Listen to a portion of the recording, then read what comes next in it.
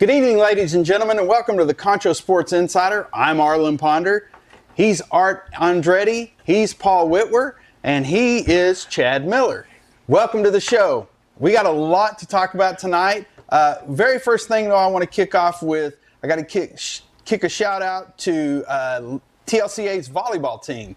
They are 3-0. They go up against Wall Saturday for what should be a really, really incredible game. So shout out to those ladies. I appreciate you, and I know you didn't ask me to do it, but I did it anyways.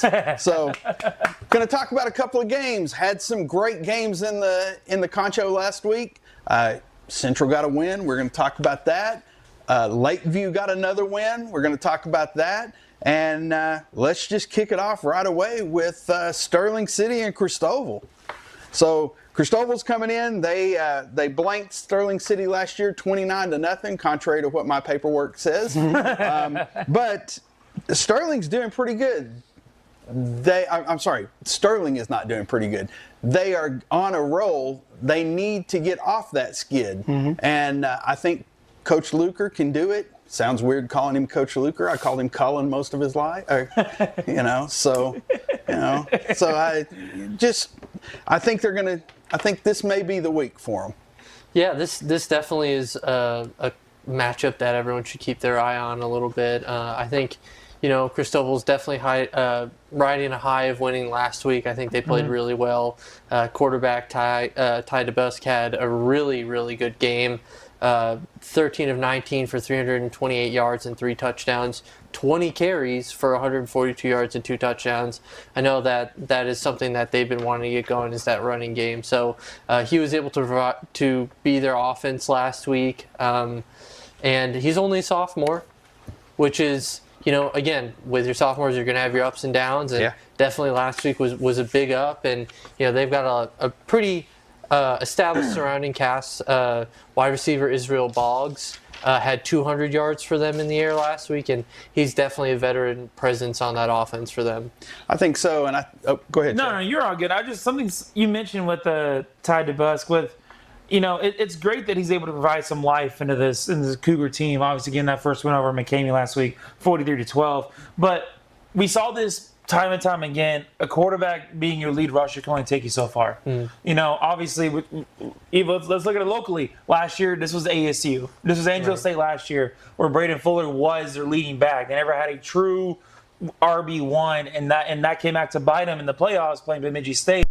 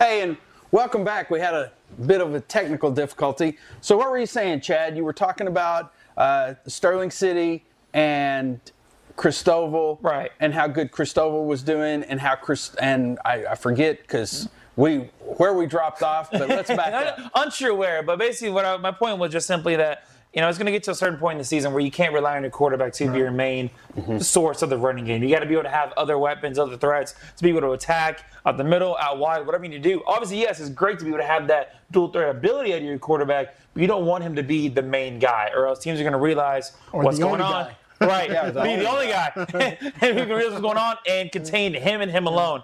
Went through some of his passing numbers: 34-74, less than 50%, 640 yards, 5 touchdowns, 4 picks. Not the best, but as you mentioned, still a sophomore, plenty of time to develop and be able to up those numbers. And then, of course, already mentioned it was Sterling City. You already teased it a little bit. 0-3 record.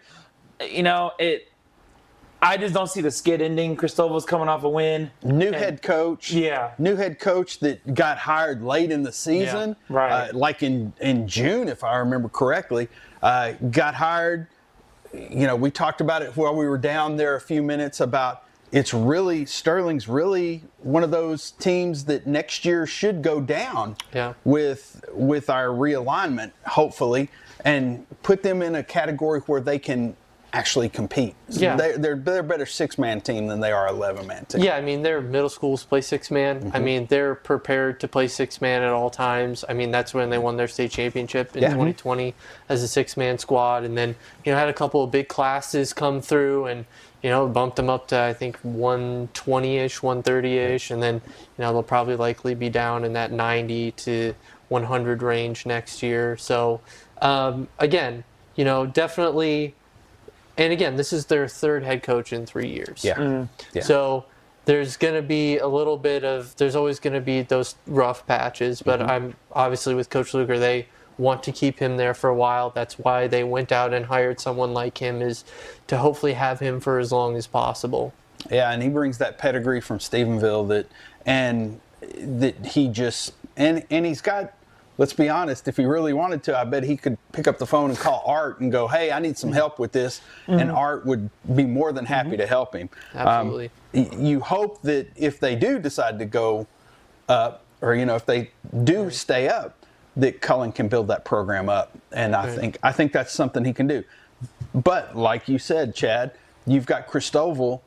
They're on the rise. They're coming up. Coach Otho left. Coach McLean.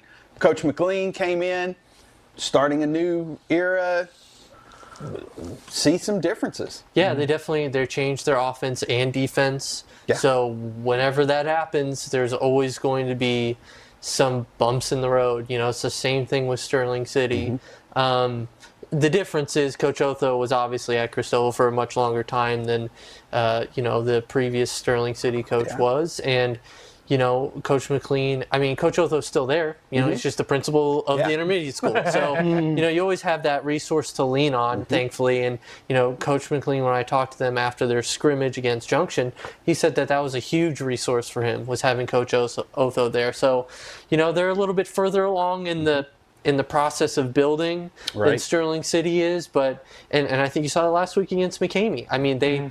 They really, I don't think there were too many people picking them to win that game. I was one of them. I was one of them too. I don't think I picked them either. I don't think any of us did. But. So, they silenced a lot of people, and I think that they definitely want to continue to build on that throughout the rest of the year. Well, and I love the fact that they're young. Yes. They are young. A sophomore quarterback, and, like you said, Chad, that quarterback, they can't go to one-dimensional. They can't rely on that one. They need to get a couple others that are standing up. And I want to give a shout out to Slate Clark and Avon Helms. Coach Luker said that they were the bedrock for his line, O and D.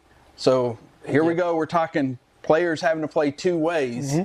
And in the heat, in all of this, you get into that fourth quarter, they're getting leaned on a lot. And that happens in 1A, 2As, and some 3As. And we see it with Lakeview. We see it with Lakeview all the time now. See a little 4, and Coach Smith at Central even talked about, he's got some that go both ways. Right. Yeah. So you hardly ever saw it in 6A, but I guess because they have numbers, you would think. But, every now and then, I guess you had a stud that go in offense and defense. But Look it didn't happen too much time in Cove. Look at our Heisman Trophy winner. There you go. Yeah. I mean, he's playing in the NFL, playing both ways. All right. Should have won the Heisman. That's different. Well, that's, completely different thing. But, okay, who we got winning? Art? I'm going to pick Cristobal. Okay. I'm also going Cristobal. All right. Yeah, I'm going to ride the wave here. You know what? I'm going to be the odd man out, and I'm going with the city. All right. Hey, why not? So, okay, while we're talking city, let's talk Colorado City going up against Grape Creek. Chad, you want to take that one? Yeah, I mean, looking at last year, at Grape Creek, the Eagles were able to pull it out 34-28 over the Wolves. I learned that. One of the few schools that actually has a different, different than like this first thing, right. like CW instead of the usual. Yep. Anyway, but looking at the two teams, the Wolves coming in 0-3 and some pretty tough matchups. Losing to Seymour at home, 33-27, and a couple losses too. Earlier mentioned McCamey on the road, 42-19, and Tahoka, if I'm saying that correctly, 40-6. Right.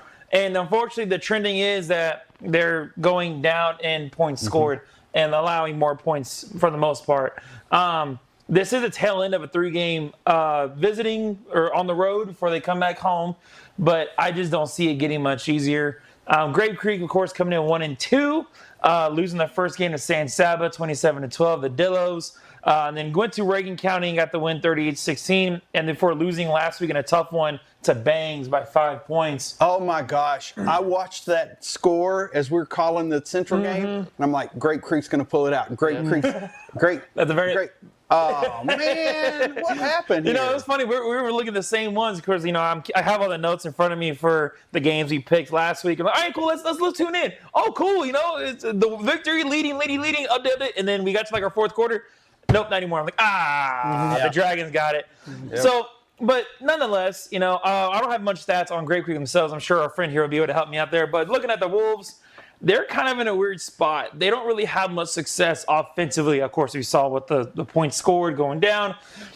Quarterback Ace Mejia, sophomore, 23-56, 199 yards, which in 3 games, not exactly the best look. 2 touchdowns, 3 picks. But he does run the ball a lot. This team does run the ball a lot more often. The quarterback having 47 carries for 4 touchdowns. Their leading rusher, that's not the quarterback, Gavin Harbor, a junior, 29 carries for 103 yards. All the touchdowns have been by this quarterback this year for the Wolves.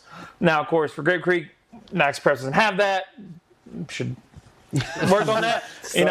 But just saying, my buddy over here mentioned Lakeview, and all of a sudden, all the stats are there. I'm just saying, you should make something happen there. Yeah. But I don't got much else on the Eagles. But this shaping up to be an interesting matchup overall.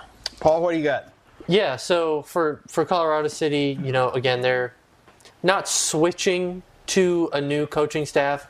Coach Dane Meha, he was the offensive coordinator there. He was first year last year and then takes over as head coach this year. He was actually with Miles whenever they were going through their offensive transition there under Coach Jason Wilhelm. He was their offensive coordinator when Haven Book was having all those great seasons. So they're still kind of transitioning to more of a spread offense, and they do want their quarterback to run a lot. I mean, it's just like those older Central teams where, they had, Squeaky was running a lot. Oh, yeah. Squeaky was always. The quarterbacks, the recent quarterbacks in Central's history, they've all been athletic. Tyler, athletic. Exactly. Yeah, so they kind of run that similar offense where they do want their quarterback running the ball. Do you want your quarterback being your leading rusher? I don't necessarily agree with that always all the time, because I think, there's always so much on your quarterback's plate anyways that I think it's nice sometimes just to be able to hand the ball off and get some positive yards. Yeah. So are they running little RPO action, or? Basically every offense, high school offense, if you're spread, you're running an RPO. We talked about that. Coach, how many teams doing it? Yeah. We'll get there with every team. Yeah, so basically every offense is going to have some version of RPOs. It just depends how much you want to run. They're going to have some designed runs for the quarterback. They're going to, have him roll out, get him in space, kind of cut the field in half. It's a lot of that type of offense, which is really good in high school. There's been a lot of success. Do you know if this is the Daniel Mejia that was at Lakeview? Because like you had a Daniel Mejia, he was the the offensive coordinator maybe for a couple of years. Could before be. He left. Could be. Yeah. Yeah. I unfortunately don't. I didn't go back that far. We can find out. He was Sure about can. 3 or 4 years old, which maybe a little more. As far as I get. But yeah, he was we came in with Guevara, 8 years ago, whenever, my second year back to 2017 when Guevara took over. It can line up. So he was here for about 3-4 years, and then I want to say he went in the area somewhere. I don't remember where, but I see the name. I go, man, wait, I know a Daniel Mejia. Yeah. They went 2-8 last year. They're not looking, like Chad said, they're trending downward. Talking about running that quarterback, especially at small schools, you run into, if that kid gets hit, gets hurt, your whole offense is gone now, basically. So, not a fan of running quarterback all the time unless you have to. But let's pick up some pace here. So, who you got winning? I got the Eagles. I'm gonna go Great Creek. Great Creek. I will go Great Creek as well. I think we'll make it unanimous. All right. Great Creek. All right. So next one up, I think this will be the game of the week. It's Ozona versus Harper. Can't remember, is it home or away? It is home for Harper. Okay, home for Harper. So I think Ozona, they've got that quarterback Villarreal that is just tearing up the state. Running back. That guy's insane. He's 13 touchdowns on the year already. I got his full stat line. I mean, 62 carries, 974 yards, 13 touchdowns. Ladies and gentlemen, that is Keep giving it to him. 324.7 yards per game and 15.7 yards per carry. Yep. This man is averaging an eighth of the field per carry. Like, it is absolutely insane. Not to mention, he has 5 catches for 177 yards and a touchdown. Also, on top of that, what allowed him to beat Brady, or at least helped get that edge at the end of the day, he threw a touchdown pass. He ran a halfback pass with the guy, and he threw a touchdown pass against Brady.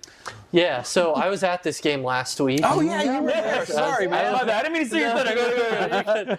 But no, I mean, you're right. They know where to hand the football, and they give it to him. So he's also their punter. So what they like to do on fourth down is they just have him act like he's going to punt, and if they want to fake it, they just run. He actually took off. First drive of the game, he goes back for a punt. Brady does a great job, obviously. They have a really great defensive line and really great defense with Jaron Roberts. But they keyed on that run game, and they got him to fourth down, and sure enough, he takes the punt and goes 80 yards down the field on the first drive of the game. And then they throw a little pop pass with him. So the quarterback will step over, and he gets the direct snap, or he hands it off and he just kind of lobs it over and gets the touchdown. Yeah, so oh my goodness. He really is doing everything for them. He is 100% 6'3". They say he's 210, 215. He looks a little bigger to me. It looks more like 220. But he's every piece of it, and he does not go down. A Derrick Henry type in Ozona, man, that's insane. He does not go down, and he fights for every yard. It is very obvious that they like to feed him the football.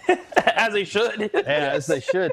Now, Ozona beat Harper last year 32-27, and Ozona pulled it out in the fourth quarter.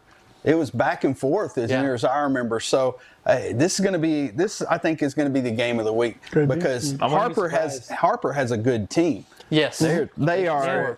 Braden Lake, quarterback, junior. He's already grabbing headlines and grabbing scholarship, interest. So. Who knows? You may probably know more about them than that, but that's the thing that I picked up was that Braden Lake kid going junior quarterback, and he's already getting headlines. He's got 596 yards and 9 touchdowns on the season through the air. So they like to throw it. He can also run it. He's also, I believe, their leading tackler on defense as well. So he's kind of all over the field for them. And, they do a great job down there in Harper with Coach Zenner. Know him pretty well. So I like what they're doing. We're kind of right on the edge of my coverage area. So I try to talk to him as much as I can. Yeah, I always consider them Central Texas. Yeah. I mean, they're Texas district. Yeah, 30 minutes from Kerrville, so yeah, they're so close. It's definitely more Central Texas than West Texas, Concho Valley. But I enjoy covering they're a premier program. I love what they do down there, and they're again one of those teams, sort of like Junction, Sterling City, where they're in that really tough Mason, San Saba, Holland district, Thorndale. Yeah. And they've got about 180 kids, which was right on that cutoff number. Right. So they could have had, what happened to Junction last year, where they get down to that D2 level and kind of competing more with schools at similar enrollment. But, right now they're just in a killer district. But, this non-district schedule, you really get to see them show off their talents, and it'll be a good game. It should be. Speaking of it, the Longhorns coming in 2-1. Picking up a victory at home against Dehanis. Excuse me, I'm mispronouncing that. 36-8. But then they're only 2 points away from being 3-0. They did lose a tough one to Sabinal, 41-39 at there, and then they went to Center Point and actually thwarted them 40-6. Merely 2 points, 3 points if you want to count for the points to win. Yeah. 3 points away from being 3-0, and this being probably the one of the state's matchups of the week. Oh yeah, period. Yep, completely. And they're coming out of that 14-2A district. So it's like you said, that's a monster district. Tough district. Just a monster. You're playing Mace. You're playing the Punchers. You're playing, the Armadillos. Did they just look up and find all the greatest mascots they could and put them? Hey, we're gonna put them all in one district. I went there many times to San Saba and Mason. We go there all the time, especially in tennis. We take junior highs there. Right. Sometimes we take our freshmen and JV to play better opponents. Right. Mason's tennis program is elite. I've been there. Many tournaments. they help run some of them. Yeah. They have houses in their neighborhoods that have tennis courts, and they would shuttle. Hey, they call 2 players, and they would. You're going to go with this person.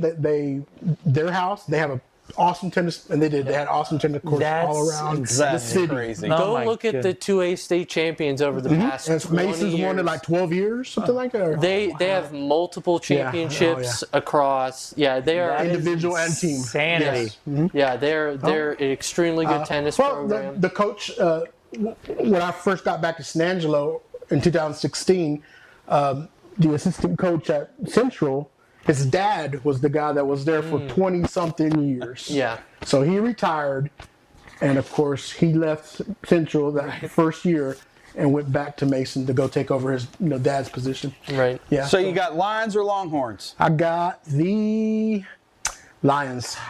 Lions as well. Yeah, it's so. Obviously, we saw Brady be able to limit him to an extent. He still did amazing. 230 yards. Still limiting him under his yards per game, ladies and gentlemen. But yeah, I got the Lions. It's so tough. A complete sweep. So yeah. Now let's jump down to just the other side of in between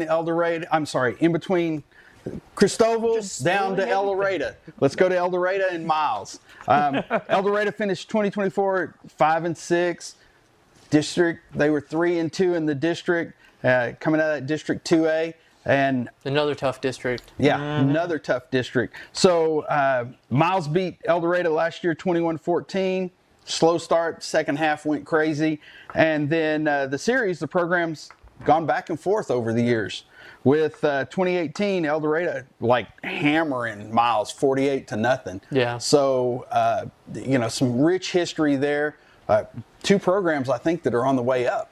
Yeah, they're definitely similar sized as well. El Dorado's a little bit bigger on 2AD2, but they're still similar sized. And I think Miles has kind of had the advantage the past couple of years in their matchups. But I think El Dorado's they've got a lot of consistency. They've been consistently good since, that 2018 year where they were very good. But yeah, I think both of these teams really really want to win this week. Both are kind of, not exactly where they want to be at 1-2, but there's definitely positives to look at for both of these teams. And I think the first place my eyes go to is definitely the quarterback play for both of these squads. Yeah.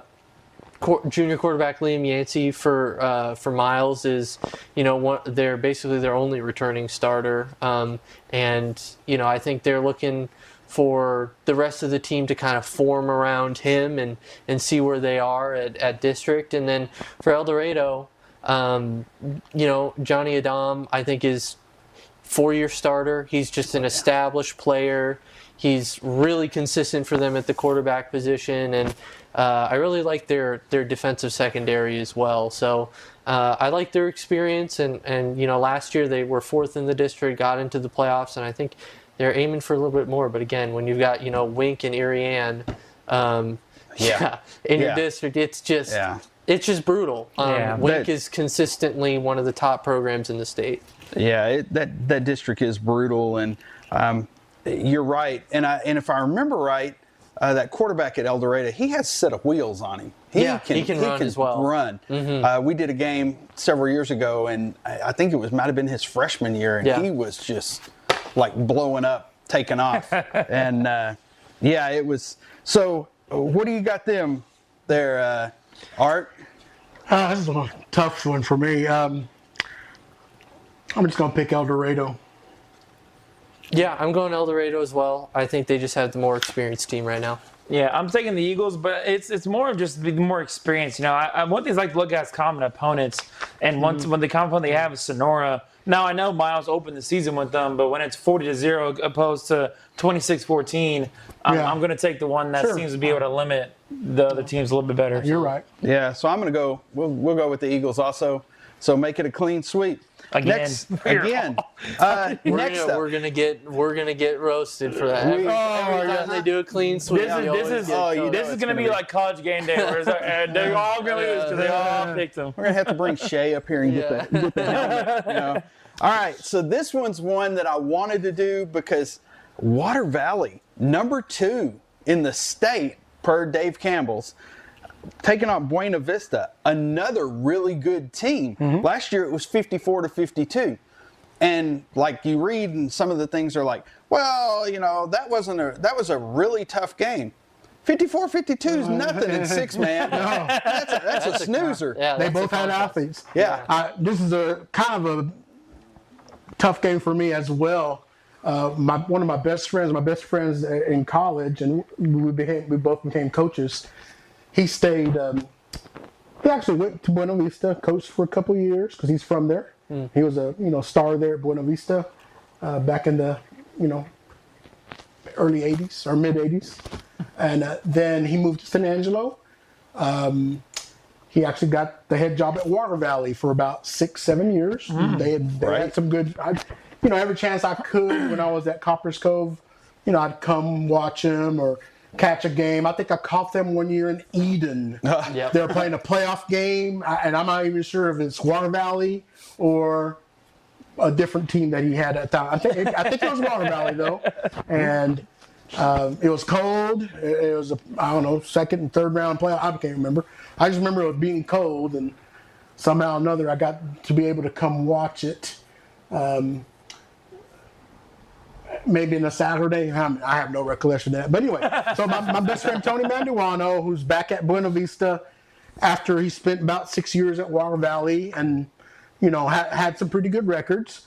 And then he retired early, and he lives on a big ranch farm back in Buena Vista, and he's probably a millionaire by now. They make watermelons and cantaloupes. Oh, there you go. Yeah. I would drive a truck. In fact, he sold me his old truck when he first got to Water Valley, because they provided him a vehicle. Water Valley ISD provides the head coach a vehicle. Yeah. And then he also had a brand new truck, $20,000 truck back in 2003 or somewhere around there. And then he had his green truck that he got like in '98. And I went to his place there in Water Valley, spent the night there a couple nights because, I'd come home and we go hang out in San Angelo, go party, whatever. And we go back and, So anyway, he goes, hey, you want that truck? Sure, I'll take it. You know, I had that truck for 22 years, and I finally got rid of it about 2 years ago. Good. But it was Z71 green pickup truck. Oh my God! Oh man. And when Tony sold it to me, he already had like 95,000, 100,000. I think I put another 100,000 in the 20 years I had it. Right. You know? So this game, and I even called him to get his thoughts on this game, but he didn't. He was busy, so I didn't get to talk to him. He so was I left a message saying, "Oh, that's Art. we got the Tony Manuano, whatever you want, Super Bowl, you know. Yeah. Water Valley and Buena Vista. What's going, you know, who you think's going to win? I told him to call me back, but I guess he didn't, you know, maybe he hadn't gotten around to it. Who knows? He'll call you back tomorrow." Right. Oh, your show was that Thursday? Yep. And I understand they're busy because, you know, sometimes they drive semi trucks of cantaloupes and watermelon all over the United States. Well, I'm going to say that Water Valley is only getting beat, or is only ahead. I mean, they're in second place. The team ahead of them is Gordon. Number And one? Gordon's number one. That's what that, yeah. So, you know, I think Water Valley could very easily put a whooping on them, and maybe Gordon loses a little steam. There's some flip-flopping going around on the 6A. Well, as a little bit of a, I guess, again, looking at similar opponents, right? Yeah. So Gordon, you know, week 1 beats Richland Springs by a ton, and then Richland Springs turns around and beats May, who was number 2 in six-man at the time, and beats them. So if that doesn't tell you how good Gordon is, it should. They got college athletes on that team, and they are explosive, and they're still pretty young. So I mean, in this one, I like Water Valley. I love Coach Trey Cisco. He was up there, obviously, in Sterling City when they won their state championship in 2020 and stayed there for a couple years. And they were really competitive. Those first couple years, they were an 11-man. I mean, it's really hard to make a switch from 6-man to 11-man and be immediately successful, and they were. They were making the playoffs. So one of my favorite playoff games was actually Miles versus Sterling City, because the year before that, Sterling City beat them in the playoffs, and then Miles turns back and beats Sterling City in the first round there at St. Angelo Stadium. So, yeah, I mean, Coach Cisco runs a great program. They've got some great athletes. The Lacey brothers, Landon Lacey, quarterback, he can really sling it. I saw them play Whiteface last year in the state semifinal up there in Lamesa, and he really kept them in that game with his arm, and they got Branson Lacey now up from junior varsity, and again, both these kids are 6'2", 6'3", and really athletic. So yeah, I really like their shot this year. I did see where Buena Vista, they lost 46-0 to Klondike, who's now the number 2 team in the state in 6-man. So I thought, well, that's probably a good hammer whipping there. Yeah. And that's Division So what's two. Water Valley? What's Water Valley ranked? Ranked number 2. Number 2 in D1. So that D1. In So- 6-man? I didn't know there was 6-man D1 and 6-man D2. Just every classification division. Every class. Well, that's what I thought, but I didn't. But Went over my head. It used to just be 1. I mean, for the longest time, Yeah. it was a completely 1A was not. 1A was 11-man football for a long time, 6-man. and then it was 6-man was separate. Now it's obviously 1A and 6-man are the same. Yep. Okay. So, Water Valley? I think it's Wildcats big. Yeah, I mean, just by looking at this, they have yet to allow over 10 points this season. And once again, going back to mutual opponents, Grand Falls Royalty, both teams played them. Water Valley smoked them 54-0, while Buena Vista lost by 2. So, yeah, I think it's Water Valley big. Yeah. Yeah, I agree. And we're going to start watching them a lot more and giving them some love, because those kids deserve it out There's there. some great 6-man football in the Concho Valley. Oh, completely. But I'm assuming we're going to go sweep again. Yep. Yeah, Okay. I mean, like I said, I have Your friend answer the phone. It's I a have some sweep. heart for my people in Buena Vista, and he has the Water Valley Buena Vista connection. But he didn't get back with me, so I guess I'll pick Water Valley. Just for that, we're picking Water Valley. Sorry, Tony, if you're watching, because I told him about this, 4 weeks ago. So Tony, you should have called it. All right, so next one, Central and Belton. Coach Smith got his first win of the season last week against his alma mater. Whether you want to admit it or not, those are great wins whenever you get that win against your alma mater. He was a stud athlete at Cooper. Oh, yeah. And went on to be a stud athlete at Hardin-Simmons. And, talking to his wife the other night, she said that Micah looks just like him whenever he was in high school. That's funny. It's great. And Coach Smith, I know he was excited. He got a little animated about one of the plays that, the men in the striped uniforms called, and I think he was rolling a little hot there for a second. I've never seen him lose his composure, and he didn't really lose it, but he was hot. If you don't know what I'm talking about, there was a penalty on Central. We scored a touchdown. Mysteriously, there was an illegal man downfield, and we watched the tape, watched the replay. We even watched it Monday night, and went, I don't see an illegal man downfield. Did they mistake Kastner Stribling for an offensive lineman? No, there was nobody. I mean, it was the snap, and it was like, bam, immediately the flag was thrown. And what they said was the slot receiver was too far up. He was up on the line. So he wasn't considered a eligible receiver. Interesting. But that wasn't the case. Yeah. So my daughter texted me and told me that she knew one of the guys that was on the officiating crew, and I said, hopefully he wasn't the one that was blind. So she didn't respond back to me. But anyway, last year Central beat Belton 33-8. It was a great game. Belton got on if you're a Bobcat fan, got on the board late in the fourth quarter. Just wasn't enough. That Central team was rolling after their win. Me personally, I see a lot of the same happening this year. I don't think Belton has reloaded like they wanted to. Now, they're young, but I don't think they reloaded completely. And Central's that defense showed up Friday night. Yeah, absolutely. Belton has made the switch from they were more of a run-heavy team. Now they're out there kind of spread like Central is a bit. So it's been decently successful for them this year.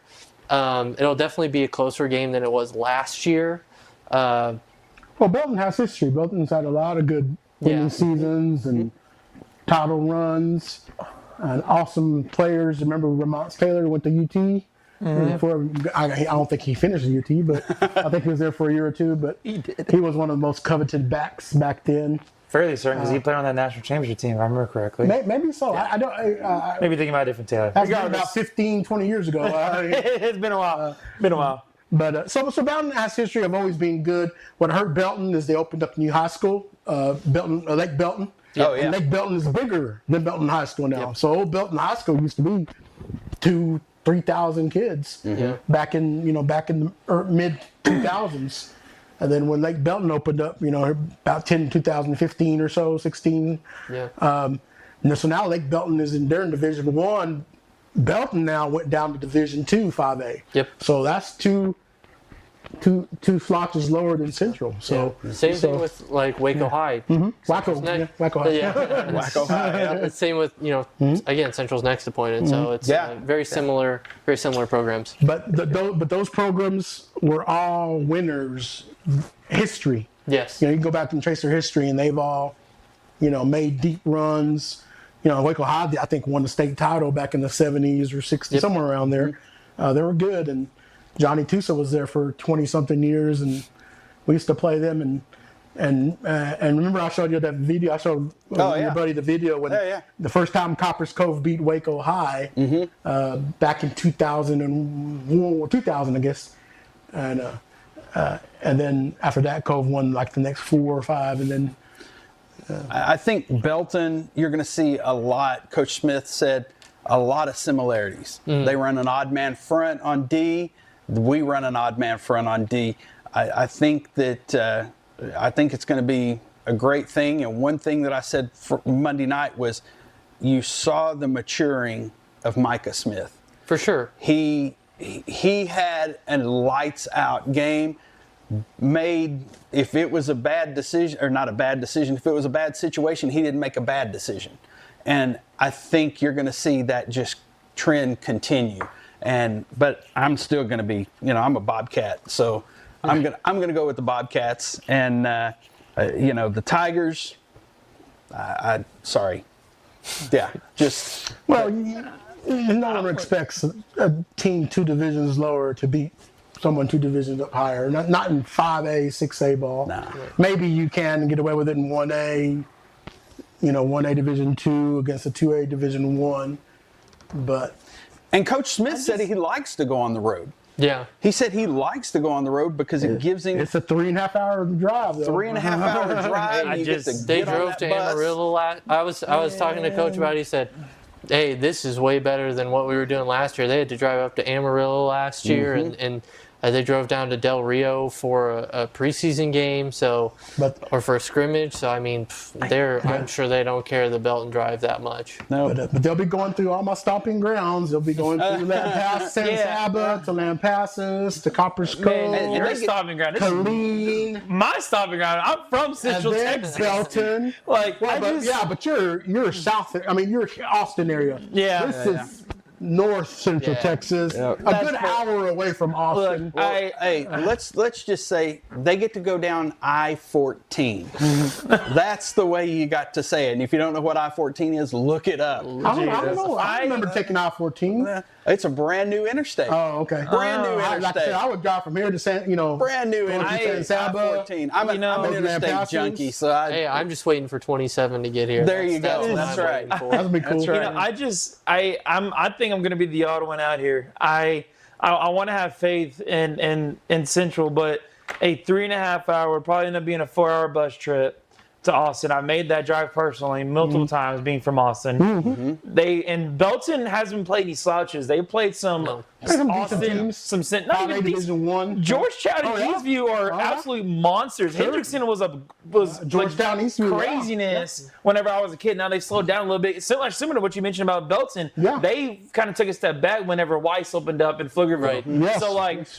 So that's kind of what did them a little bit dirty there. But Hendrickson was a state they haven't- champion one year, I think, or went to the state title they're game. close to it. Like it just they have not played any slouches. And as much as I know they lost last week to Eastview, which It's Georgetown, and that's still. it's still a solid opponent. They've played teams. All the teams they played so far have winning records. They're all 2-1, and so I think I'm gonna pick the Tigers. Well, I it wouldn't surprise me. Now I think just Central think- probably has more firepower. And I love Coach Smith's we'll see. attitude about traveling me on the road, but knowing that I've made that trip myself, knowing that I've seen, and of course my Central Texas heart, I think it's just gonna fall down to just. It's going to be close. I think it'll be a lot better game, a lot closer game, and I would obviously be very happy if Central wins. That means Coach Smith's happy, and he doesn't going to yell at me for making this pick. But I just think Belton has played overall stronger opponents. And you're Overall, probably right. now of course I believe very high, but I agree with you. I think I'm taking Belton on this one. I think definitely the level of competition has been extremely close. I think Abilene High and Amarillo High Well, that's true. Yeah, are very good teams. right. For Central to win this game, they have to establish the run and find explosive plays. Yeah. Yep. That's how you win this game. That's how you win big games on the road. We need to see Micah Smith evolve more. We need to see him develop more and keep pushing that. He hasn't thrown a pick in 2 games, so he's definitely a lot. I've loved his ball placement. One of my favorite throws this season was that throw at the end of the end zone to Colton Hill against Amarillo High was a beautiful ball. And I think his feet have calmed down, which means his ball placement has calmed down. So His protection's improved. His protection's improved. If they can get Z-Train going, Oh, yeah. I think they have a good shot to win this one. I've got Central in a really close game though. I think I say they're going to win. I think it's going to be close. Yeah. I think it's not going to be the 33-8 like it was last year. No. But I think we're going to see, again, if that defense, Coach Martin's D, will take care of business. Yeah. They eliminated the big plays last week, several. They still had some, but I think that's an opportunity for them completely. Yeah, I could easily see a 34-30 outcome. Oh.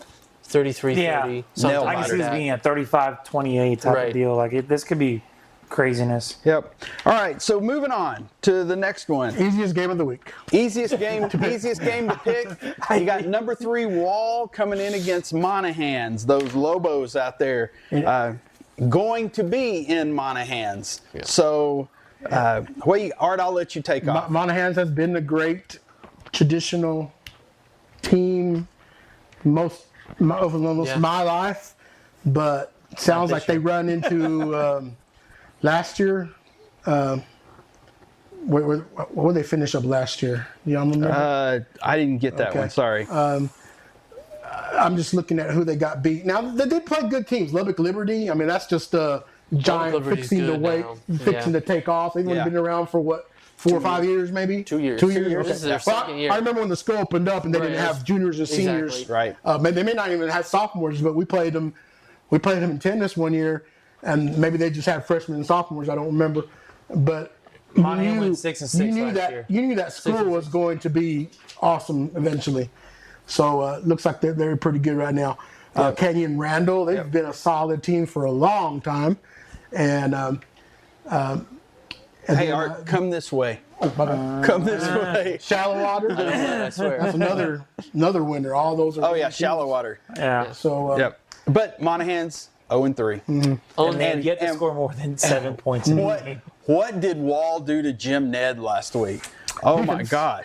great defense. I mean, if I remember correctly, I remember hearing good old Russ Howard be yelling a whole lot for strong defense from Wall across the studio whenever he was calling the remote game. And it seemed like Jim Ned moved the ball, but they just could not, score. They couldn't sustain a long drive to get in the end zone or get any points. And that was number 10 in the state, Jim Ned. That was my biggest question coming into this season was they're only returning 4 starters on their defense. Okay. And it's a lot of them were back end players. I wanted to, Coach Slaughter, all the years he's been there, they've always had a strong front. Very attacking, very sound front. And I was like, okay, we got a lot of new guys on the front. Let's see what happens. And they've exceeded expectations there, I think. And to see that this early against a team like Jim Ned, who really was rolling before they hit Wall. Yep. Literally hit the wall. Yeah. And they run the football. That's what Jim Ned does. And for you to hold them to 0 points, there were a lot of surprising outcomes last week of, upsets and big wins. That I think is a statement game. Well, it seems they moved the ball, but they could never finish the drive. And they that couldn't just finish. They got 4 or 5 first downs or long run, but they couldn't finish. Yeah, and that's good for Wall. I mean, Wall. Good bend Wall's but tough. break, don't Bend but don't break. Yeah, exactly. Like tongue twister there. Yep. I think it's pretty obvious. I think it's Wall. I'm pretty sure we're all going Wall here. Until they get beat, I'm gonna put Wall. Yeah. I'll say it. I don't. There's gonna be. And sort of another side note is last year all these teams that Wall was playing, they were all state ranked to begin the year, and I think they haven't, except for Jim Ned, obviously. They haven't their opponents haven't lived up to that. I know they were kind of wanting some more tests this year, like they were last year. They were really, really tested last year, and hasn't quite happened. But we'll see if they get that test before district. I think Cahoma's a really good team this year, so and Merkel's a lot better this year as well. So they might get their test in district this year. Maybe. But all right, so we're going to the last game. Chad, you want it, or Art, you want it? I mean, the pride of the North Side homecoming week. I'll be there. This is the Chiefs. Paul will be there. Homecoming week, going on an adventure to find a victory is the theme of this game for the student body. As I was informed Monday on our Chief Insider Show, you can watch on Monday nights, live from Shenanigans. Last year, obviously made a trip to the beautiful city that's known as Lubbock, Texas, and took a loss. 31-13, but this is a different Lakeview team. This is a different Lubbock team. A lot of difference when it comes to just both these sides as a whole. I feel like we flip-flopped to an extent. Looking at Lubbock, coming in with a 1-2 record, dropped the 7-point loss to Hereford at home before taking a pretty big loss on the road to Big Spring, a district opponent of the Chiefs, and then of course, before they put a whipping on Snyder, 48-21, which of course Lakeview did very similar. So really not much really compare notes on there. Maybe defensive notes. Lubbock does have a pretty solid senior quarterback. Zach Reyna gave the Chiefs hell last year. This year, 629, 5 touchdowns, 2 picks. He has 100 yards on the ground and 3 touchdowns. But as I was talking to my partner prior to the show, the running game, I feel like is going to be the key if Lakeview wins or loses this game. And that's going to be from running back Bo Davis, the sophomore, 55 carries, 462 yards, and 6 touchdowns. We saw it. We discussed it. Lakeview is going to be phenomenal going east to west on defense. It is running up the middle. Despite beating Fort Stockton by 35 points, when they were successful, it was because they ran up the middle. This is where the Chiefs' defense is going to be tested. This is Lakeview's biggest test thus far. And I think so. It's just, can they stop the middle run? Can they stop the power up the middle? Obviously, as you mentioned in your notes here, handy dandy, Lakeview is bigger. Lubbock is bigger. 5A, they're a whole classification above the Chiefs. There's going to be bigger pool. There's going to be probably a little bit more depth on that team. Lakeview has to be able to use this 70% return roster of juniors and seniors and a freshman. We'll talk about him in just a moment. To be able to stop the Westerners. And it's going to be, the work in a way is cut off for them. Not in a negative way, but we know what they have to do to be able to accomplish this. But Arthur, tell me about this freshman. I know you gave me a phone call the other day, but talk to me about who he is and what he did for the Chiefs on Friday night against Lamesa. Okay, give me the name again. Andrew Young. Andrew Young. So I found out when I got home.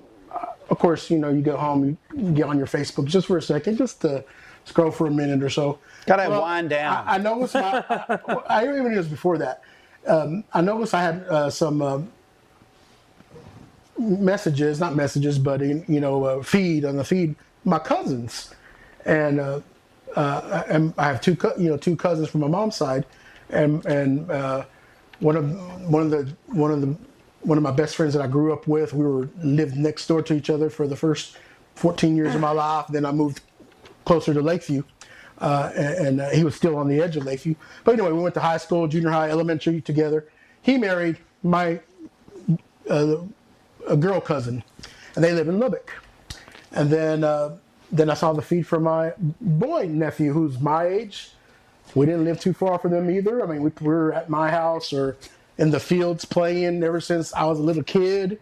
We had 5 boys in our family, but they only had 1 boy and 1 girl. And this was from my aunt, from my mom's sister's side.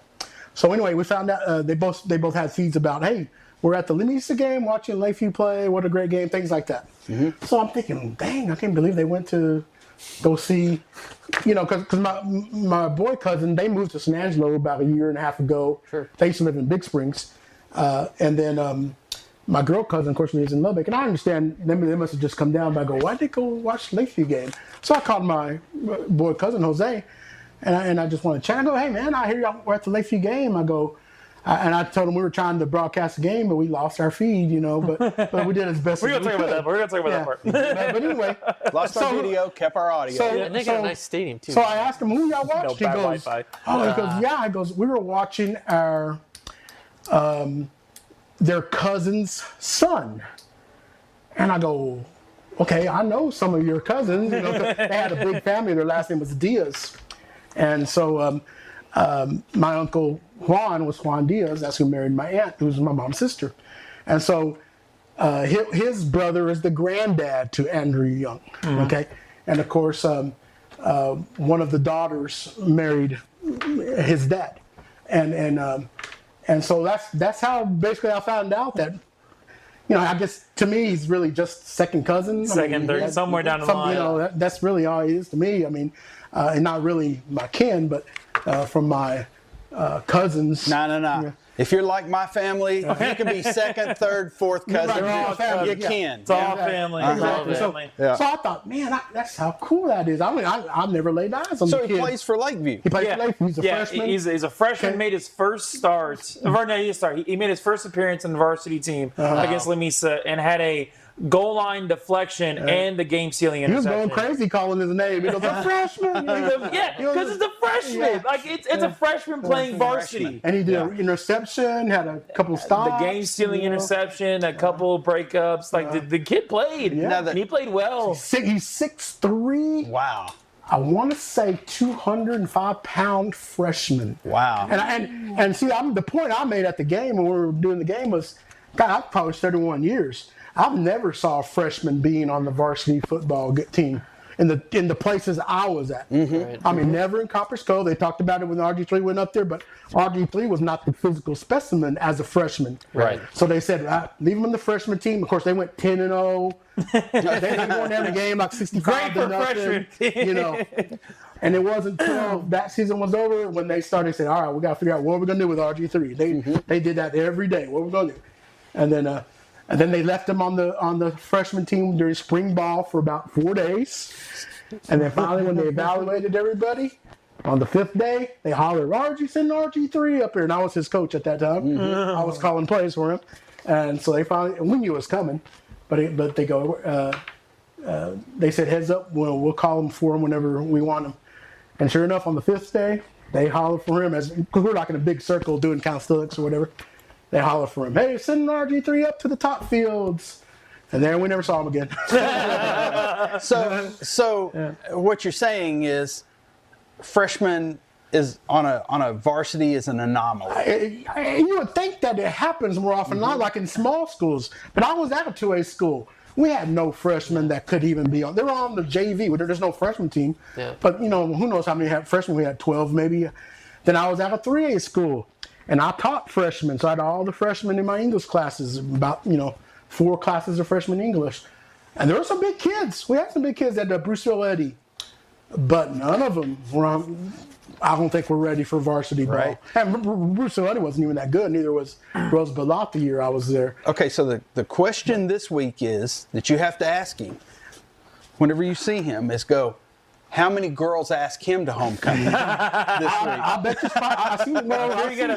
I've seen pictures of him. He looks like a good looking kid. So I bet you he got quite a few. And it is homecoming. Oh, it's homecoming. It's homecoming week. It's a massive game. A massive game. Always a good thing to see them. You love to see those. My wife didn't know mums.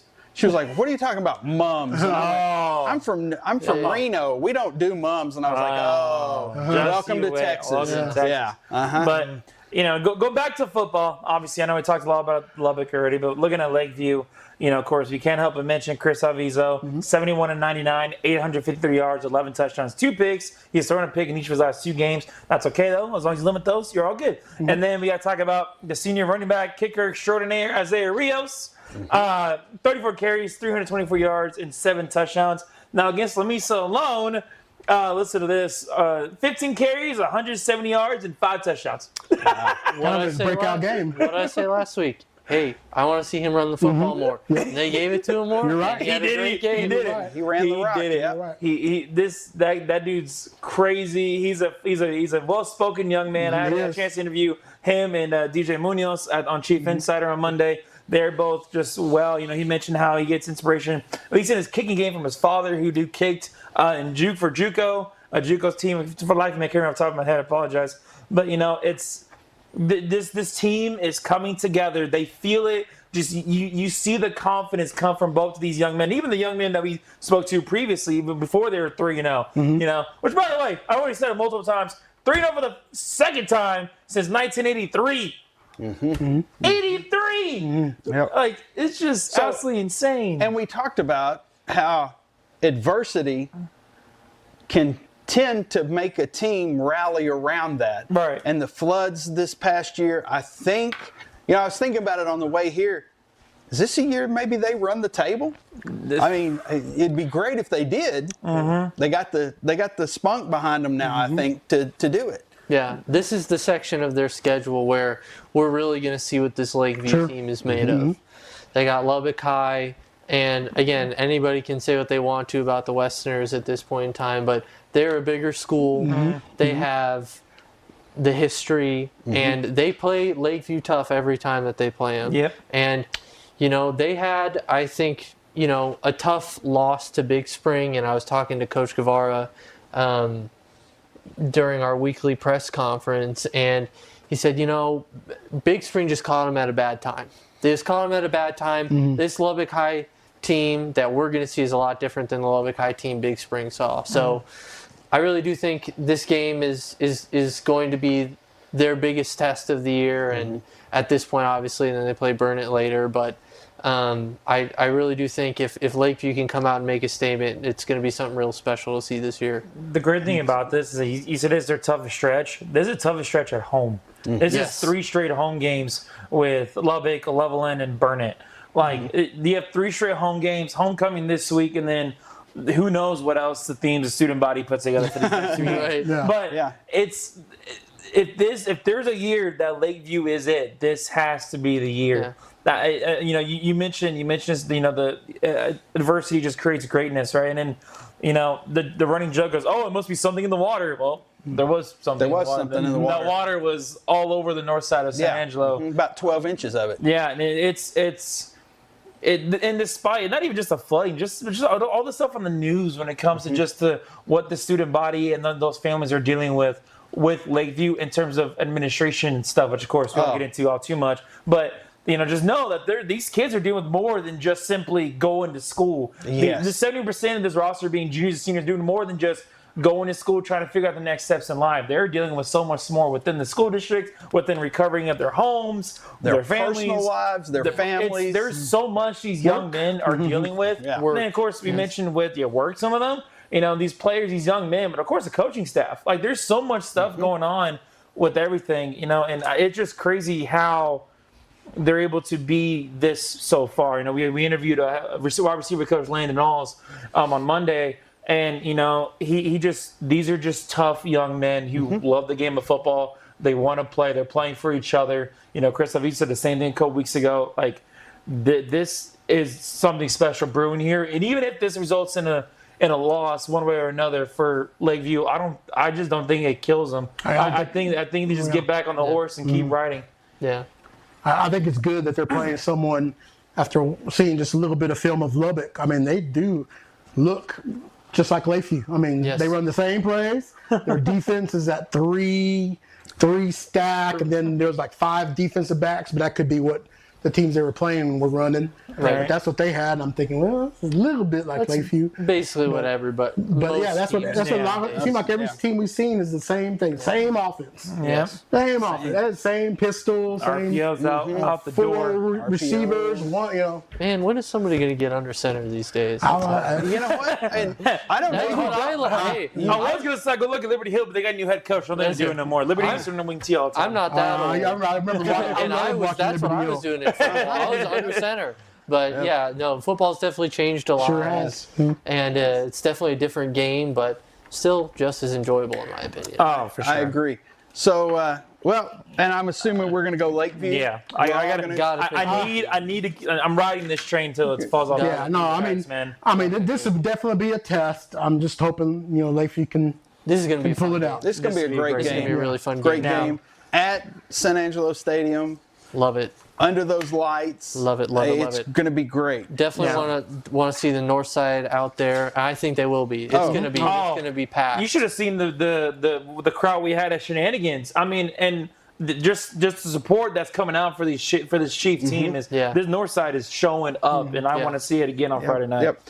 So we had another bit that we were going to talk about, but we will have to push it to next week because we're running over. But it was basically we don't agree with Max Prex on the way they've ranked some teams. So we'll talk about that next week. We'll eliminate a game, and we'll talk about that. I do want to say a note. Brownwood, whenever I went to Brownwood, we had this coach. His name was Gordon Wood. He was extremely intelligent, great football coach. And he hired talked a gentleman into, whenever he saw him play, he talked him into going in and playing football. And that guy ended up going in the military, going to work at Fort Bliss, came back and was a head football coach. He was my principal whenever I was growing up. I gave the man the most torture I could ever give him. Back in those days, we could get spats, and he lit me up more than once. And Coach Ken West just passed away earlier this week. I know the Brownwood, the Brownwood pride out there, we're all a little upset at it. Coach West was an incredible man. mispronounced some words, and we always made fun of him. But he tolerated all of us when we were being little snots. And, I hope he's just calling plays with Coach Wood wherever they are right now. And I'm sure they're having a great time drawing football plays up on the board and trying to coach it up. So I hope he's coaching it up wherever he ended up. So kudos to the Brownwood Lions for getting their first win. And, I hope that everybody turns out for the game just for Coach West, if nothing else. Fellas, you got anything else? No. That's All it. right. So on behalf of these fellas, I'm Arlen Ponder, Art, Paul, Chad. He's starting to become a bit at this point. We're going to say good night. We appreciate you joining us, and we look forward to seeing you next week.